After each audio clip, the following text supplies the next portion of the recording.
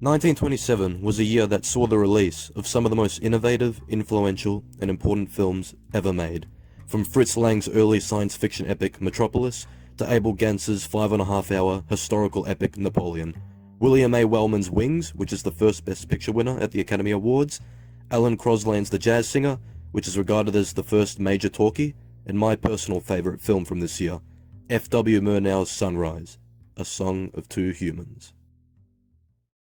Since its release all the way back in 1927, Sunrise has widely been regarded as one of the finest films to have come out of the silent era, and for some, one of the finest films ever made, period. I first saw this a few years back when I was first making my way through the 2012 Sight and Sound list, and although I enjoyed it enough on that first viewing, it's one that I have been a little dismissive of, and I think that had to do with the simplicity of the film's story and my personal connection to it, compared to more grander silent films like Greed or The Passion of Joan of Arc, which are my two favourite silent films.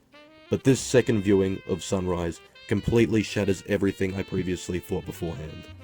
Sunrise is a fairly simple, easy to digest film from the silent era, yet it's one of the most fascinating, beautiful, magical, and moving works in the history of cinema, and that I've ever seen personally.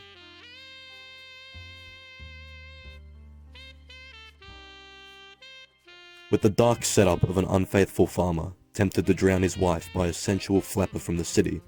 depicted as a demoness dressed in pure black, Sunrise ends up becoming one of the most heartwarming love stories in cinematic history, a song of a marriage renewed, rekindled, and more passionate than it was before, after the farmer overcomes the temptations of the woman from the city, after coming face to face with the reality of what he would be losing. Sunrise is a film that can make one tear up on many occasions, and not particularly because some of the scenes are sad or heartbreaking, but because of how endlessly beautiful each frame is. This is visual poetry at its finest, featuring some of the most moving imagery you could possibly want in a film, where you can feel the love between these two characters radiating through the silver screen. And this is before the French poetic realism movement of the 1930s, where you had filmmakers like Jean Vigo with L'Atalante and Jean Renoir with Tony or The Lower Depths, making films set in more urban or contemporary settings, trying to find the beauty of these mundane, everyday environments, and that's exactly what Murnau is doing here. Although still a silent film at heart, this is one of the earliest sound pictures ever made, which makes use of sound effects like car horns, murmuring, cheering, and some animal noises.